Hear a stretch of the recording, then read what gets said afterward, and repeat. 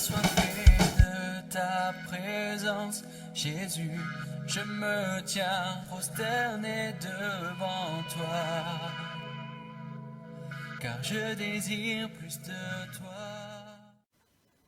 Chers amis, salut. J'espère que vous allez tous bien dans cette période de confinement et que vos familles, vos frères, vos sœurs, vos parents vont également très bien. En tout cas, c'est mon souhait et je prie vraiment que la main de Dieu soit sur chacun de vous pour vous accompagner, pour vous soutenir, pour vous fortifier durant ces moments si particuliers de l'histoire de l'humanité. Je m'appelle Benjamin et je suis le papa de Shana et de Nathan. La plupart d'entre vous, je pense, me connaissent et j'ai en tout cas aujourd'hui, le privilège de partager la parole de Dieu avec vous. J'aimerais prendre ce temps pour avoir une réflexion, bien sûr, sur un sujet qui est très important. C'est le cœur. Et dans le livre des Proverbes au chapitre 4, le verset 23, nous lisons ceci. Je vous laisse un peu le temps de prendre votre Bible, de fouiller et de retrouver la référence. En tout cas, ce verset dit ceci. Veille sur ton cœur plus que sur toute autre chose, parce que de là viennent les sources de la vie. Ce verset se trouve en fait, effectivement, comme je le soulignais dans le livre des Proverbes. Et le livre des Proverbes est un livre dont l'un des publics cible, en fait, est la jeunesse. Alors, si tu te sens jeune, je pense que tu l'es. Moi, je me sens jeune. Hein. Donc, si tu te sens jeune, ce commandement de Dieu t'est adressé. Ce conseil de Dieu est pour toi. Veille sur ton cœur plus que sur toute autre chose. Et garde donc ce conseil au fond de ton cœur. Ne l'oublie pas. À la fin de cette réflexion, j'aimerais que tu retiennes en fait une chose qui est importante.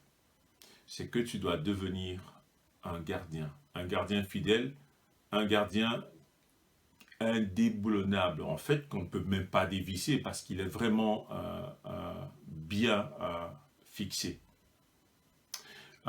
Gardien de quoi? Gardien de ton cœur.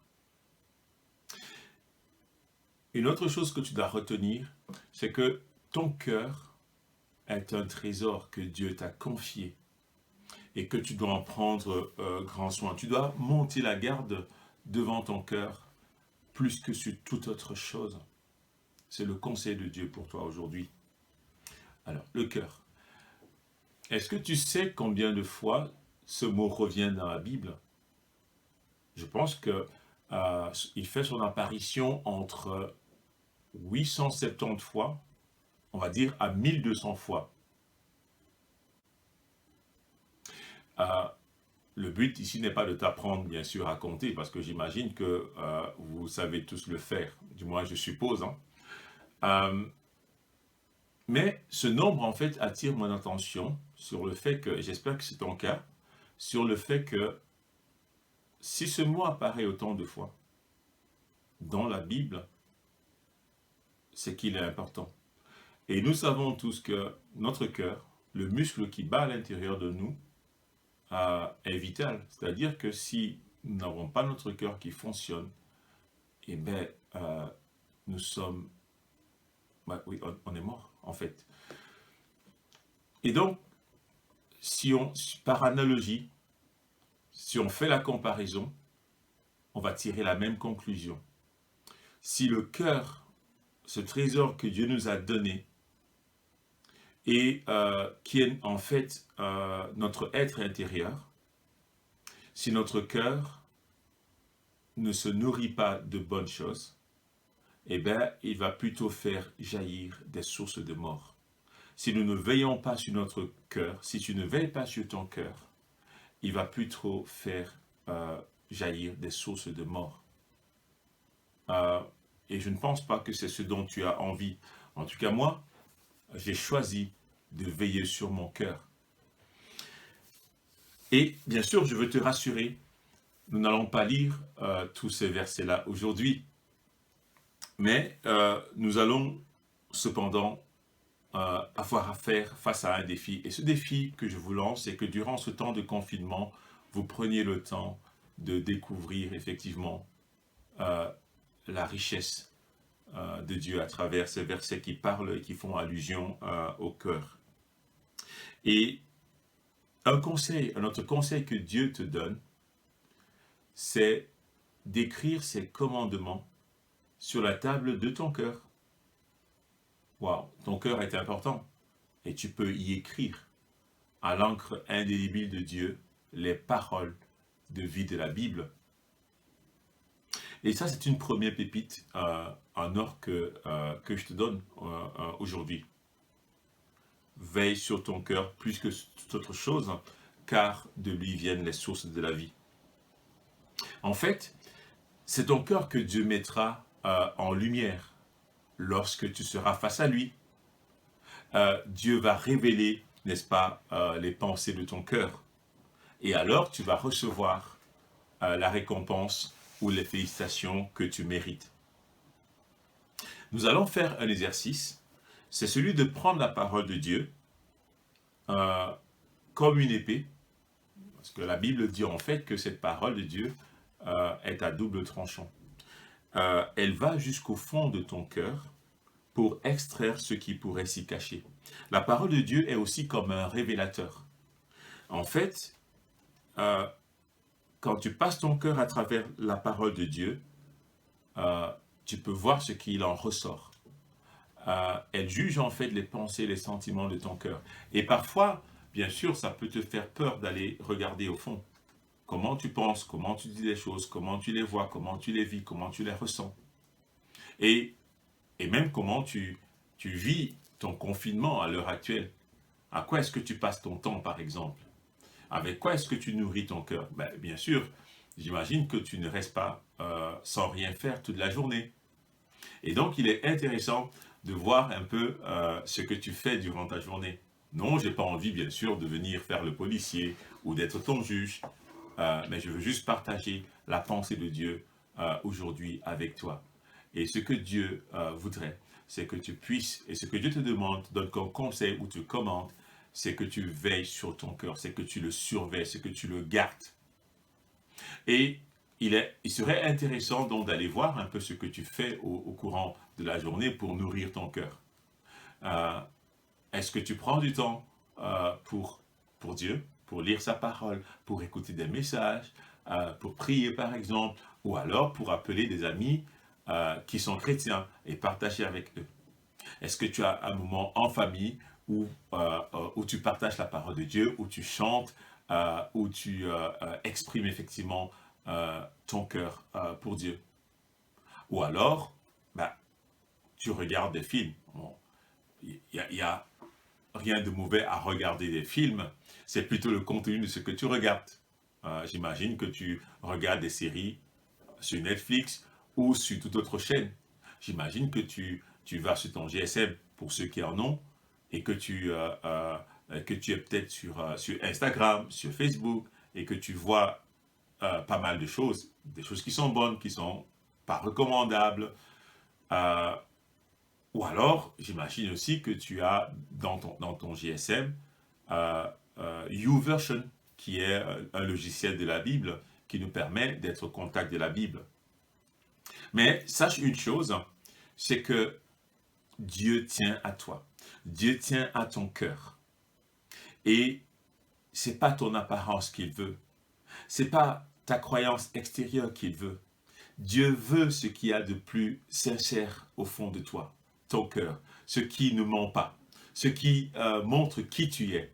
Et lui, Dieu, il voit clairement à l'intérieur de toi. La Bible nous dit en fait que rien n'est caché aux yeux de Dieu.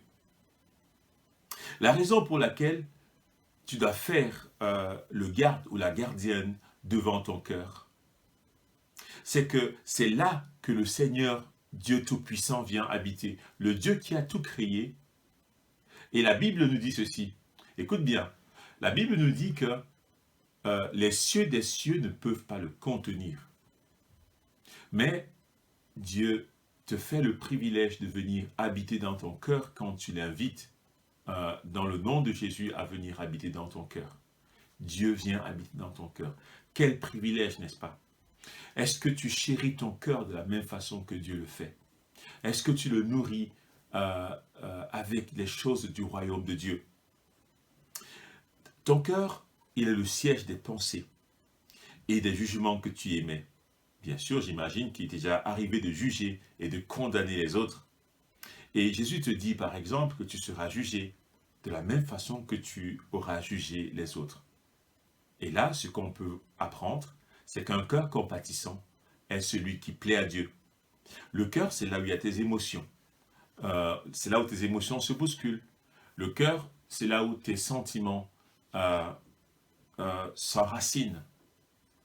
Le cœur, c'est aussi là où tu puises ta volonté. C'est aussi là où ta foi se manifeste. C'est aussi là où le doute prend racine. C'est aussi ta conscience morale. C'est la mémoire de ton âme. Le cœur, c'est ton être intérieur. Et Dieu veut que ce cœur intérieur soit semblable à lui, soit continuellement transformé et renouvelé. À la fin, ton cerveau ou ta bouche ne font que ruminer et exprimer ce que ton cœur cultive. Et Jésus va dire en fait que c'est de l'abondance de la bouche, du cœur, pardon, que la bouche va parler. Donc c'est ce qu'il y a dans ton cœur, c'est ce qui remplit ton cœur qui va sortir de ta bouche. Tu vas sortir ainsi des paroles qui sont peut-être méchantes, qui sont insultantes, qui maudissent, ainsi de suite. Et qui sont parfois inspirées de quoi? Elles sont inspirées des films que tu vas regarder. Elles sont inspirées des chats que tu vas avoir peut-être sur Facebook. Elles sont inspirées peut-être d'Instagram, des images que tu regardes, ainsi de suite. Elles sont inspirées des livres que tu lis. Dans les livres, parfois, il n'y a pas toujours que de bonnes choses. Il y a des livres qui parlent d'histoires, de fantômes, de cimetières, de sorcellerie ou de mort, ainsi de suite. Donc, c'est à toi de t'engager aujourd'hui à veiller vraiment sur la porte de ton cœur, de veiller sur ton cœur. Et ce défi que je t'ai lancé tout à l'heure, celui, n'est-ce pas, de lire les versets qui font allusion au cœur, c'est un défi que je t'invite vraiment à relever. Parce que le Dieu Tout-Puissant veut que ton cœur soit un cœur duquel jaillit la vie. Il n'a pas envie de partager ton cœur avec des sources desquelles jaillisse la mort. Et donc tu as le choix aujourd'hui, et j'imagine que le choix, tu le comprends très clairement parce que je sais que Dieu te parle. Et que l'Esprit de Dieu est en train de frapper à ton cœur en te disant, dans ton confinement, donne-moi entièrement ton cœur. Ne le partage pas avec des choses qui sont compromettantes. Bien sûr, tu peux regarder un film, mais fais le choix de regarder des films qui sont intéressants.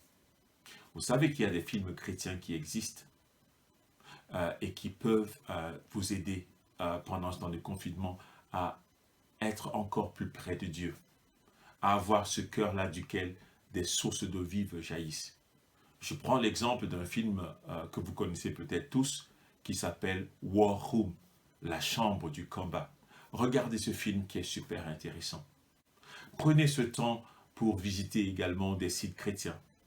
Des sites où vous pouvez lire et apprendre la parole de Dieu. Vous avez le site, je ne vais pas en faire la publicité, mais vous connaissez des sites qui sont bien. Vous pouvez par exemple demander aux responsables du groupe de jeunes, aux responsables de l'église, si ces sites sont recommandables et vous diront effectivement que vous pouvez y aller. Choisissez en tout cas les canaux de ce que vous pouvez écouter. Faites attention également à la musique à laquelle vous mettez que vous mettez dans vos oreilles, dans vos têtes. Il y a des musiques qui véhiculent des messages qui sont violents, qui sont pervers. Faites attention à ce que vous regardez sur Internet. Vous savez, sur Internet, on trouve tout. On trouve de bonnes choses, mais on trouve aussi de très très mauvaises choses. Et vous savez de quoi je veux parler, n'est-ce pas? Alors, s'il te plaît, mon ami, Dieu t'aime et il tient à toi. Il tient à ton cœur. Parce que c'est là sa demeure, c'est là qu'il veut habiter. Alors fais attention à ce que tu mets dans ton cœur.